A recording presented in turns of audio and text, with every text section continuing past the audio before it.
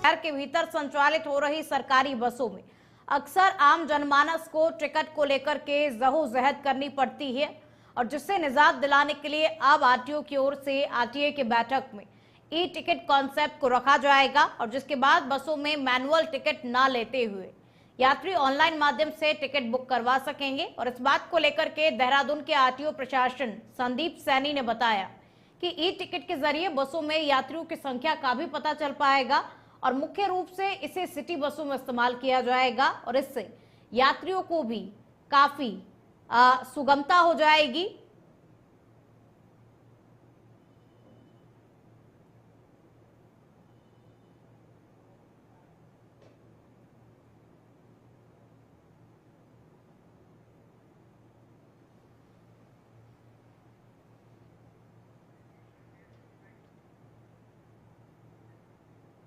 हमारा ये प्रयास है क्योंकि अभी तक कुछ शिकायतें मिलती हैं कि बसेस टिकट नहीं दे रही हैं या टिकट प्रॉपर नहीं दे रही है, तो ई टिकट से हमारा ये इंश्योर हो जाएगा कि कितनी गाड़ियों में कितने लोग गए हैं। एक तो हमारे को पब्लिक का संख्या भी पता चल जाएगी और लोगों को ई टिकटिंग के माध्यम से एग्जैक्ट अपने जो भी डेस्टिनेशन होगा वहाँ के टिकट भी मिल जाएंगे। इसको हम आरटीए में प्रस्ताव रखेंगे और जितनी भी हमारी सिटी ट्रांसपोर्ट यूज़ हो रहा है स्टेज कैरिज में, उसमें हम इसको लागू करवाएंगे।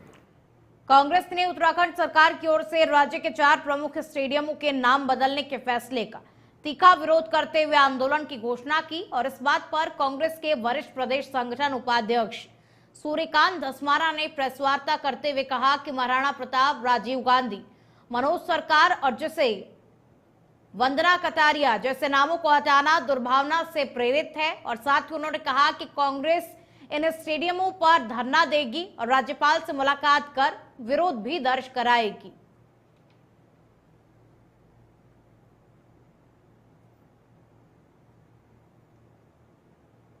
राज्यपाल के अध्यादेश से हुआ है, उनकी स्वीकृति से हुआ है, तो हम आदरणीय प्रीतम सिंह जी जो हमारे पूर्व पीसीसी प्रेसिडेंट है और पूर्व हमारे सीएलपी लीडर है, हमारे सीनियर विधायक है, उनके नेतृत्व में हम समय मांग रहे हैं राज्य के महामहिम राज्यपाल से। उनसे हम मिलकर के इसका विरोध करेंगे। इसी के साथ इन तमाम परिसरों में हम प्रदर्शन, धरना और घेराव के कार्यक्रम आयोजित करेंगे। ये हमारा बड़ा मुद्दा है राज्य का। इस मुद्दे में हम प्रदेश के अंदर सड़कों पर उतर करके भी सरकार का विरोध, ये जो चारों खेल जो स्टेडियम है इनके नाम जो परिवर्तित किए गए हैं, इनके लिए हम प्रदेश व्यापी आंदोलन।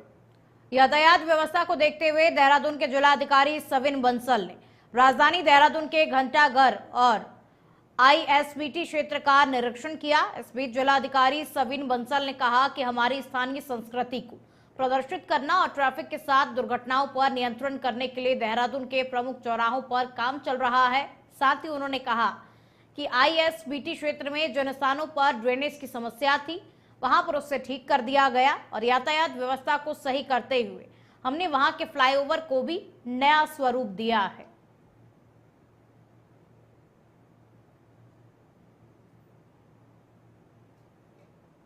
स्थानीय संस्कृति के शोकेस करने के लिए और हमारे ट्रैफिक एक्सीडेंट्स न्यून हो जाएं, उनके लिए भी हमारे प्रोमिनेंट चौक चौराहों पर काम चल रहा है। घंटाघर से लेकर कुठाल गेट, साई मंदिर और हमारा दिलाराम, तो यहाँ पर भी ट्रैफिक एक्सीडेंट्स को न्यून करना, दुर्घटनाओं को न्यून करना और additional slip roads carve out करना, राउंड अबाउट्स इरेक्ट करना, हमारी स्थानीय संस्कृति को हम किस तरह से अवेलेबल स्पेस को यूज़ करके प्रोजेक्ट कर सकते हैं।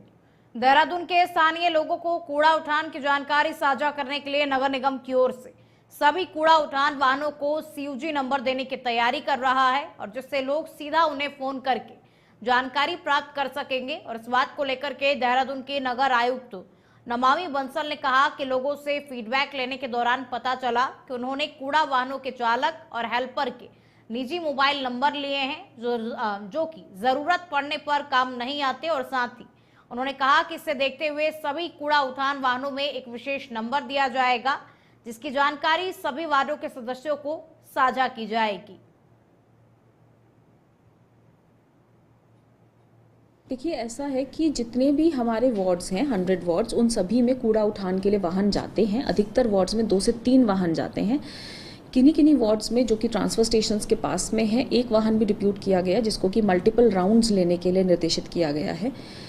इंस्पेक्शन के दौरान कल सिटीजन से भी काफ़ी फीडबैक लिया गया। कुछ से ये पता चला कि वाहन का समय निर्धारित ना होने के कारण स्पेशली जिनको मल्टीपल राउंड्स लेने होते हैं, समन्वय में कृषि मंत्री गणेश जोशी ने हाथी बड़कला स्थित कैंप कार्यालय में विभिन्न विश्वविद्यालय के कुलपतियों के साथ में देशव्यापी अभियान आगामी 29 मई से 12 जून तक चलने वाले विकसित कृषि संकल्प अभियान के तहत राज्य में आयोजित होने वाले कार्यक्रमों पर विस्तृत चर्चा की गई, जिसकी जानकारी देते हुए कृषि मंत्री ने बताया कि केंद्रीय कृषि मंत्री शिवराज सिंह चौहान उड़ीसा से इसकी शुरुआत करने के लिए जा रहे हैं और जिसका आयोजन सभी प्रदेश भर में होगा। उन्होंने बताया कि प्रदेश में मुख्यमंत्री इस अभियान की शुरुआत करेंगे और वहीं इस कार्यक्रम का मुख्य उद्देश्य विज्ञान को किसान से जोड़ना है और जिसके तहत वैज्ञानिक गांव-गांव जाकर किसानों से संवाद कर उत्पाद को ज्यादा से ज्यादा बढ़ावा देने पर जोर देंगे।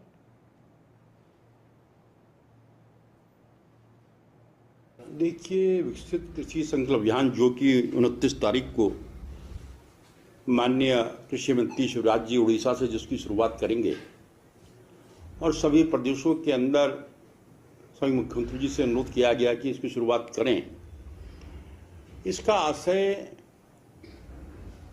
विज्ञान को साइंस से विज्ञान को जो है किसान से जोड़ना है। जब किसान विज्ञान से जुड़ेगा, पूरे जो हमारे 6000 से अगर ज़्यादा साइंटिस्ट हैं, 29 तारीख से लेकर 12 तक पूरे देश में जाएंगे। एक दिन में 2 गांवों का लक्ष्य हमने रखा है, क्योंकि हमारी भौगोलिक स्थिति थोड़ा विषम है। तो मैंने माननीय शिवराज जी से अनुरोध किया कि हमारा थोड़ा समय बढ़ाया जाए, क्योंकि कई गांव ऐसे हैं कि एक दिन में 2 नहीं संभव। प्रधानमंत्री नरेंद्र मोदी की मन की बात कार्यक्रम पर कांग्रेस ने सवाल खड़े कर दिए। कांग्रेस प्रवक्ता प्रतिमा सिंह ने कहा कि प्रधानमंत्री मोदी सिर्फ मन की बात ही करते रहते हैं, लेकिन अपने मन की बात में आज तक उन्होंने जन की बात नहीं सुनी। उत्तराखंड की बात करते हैं, मगर आपको उत्तराखंड की धरातल का पता नहीं। महिला अत्याचार, रोजगार, शिक्षा, स्वास्थ्य व्यवस्था पर कोई बात नहीं की। आज देश में महिला अपराध में वृद्धि हुई है, युवाओं के पास में रोजगार भी नहीं है, लेकिन फिर भी इन मुद्दों पर मन की बात कार्यक्रम में प्रधानमंत्री नरेंद्र मोदी बात नहीं करते हैं। देखिए, भारतीय जनता पार्टी की सरकार है और नरेंद्र मोदी जी ने मुझे लगता है अरबों रुपया मन की बात में खर्च कर दिया है और उनको ये समझना चाहिए कि अब जनता ये चाहती है कि मोदी जी उनकी बात सुने, मोदी जी जन की बात सुने। मन की बात बहुत हो गई। और आपने उत्तराखंड का जिक्र किया, लेकिन एक बात बताइए, आपको उत्तराखंड की धरातल की स्थिति का क्या पता है? आपको जिक्र करना चाहिए तो आपको उन नौजवानों से बात करनी चाहिए जो बेरोजगार हैं। आपको महिलाओं के बारे में बात करनी चाहिए जो अपने आपको सुरक्षित महसूस कर रही हैं इस प्रदेश में भारतीय जनता पार्टी के नेता। इसी खबर के साथ बुलेटिन में फिलहाल इतना ही। नमस्कार, वंदे भारत।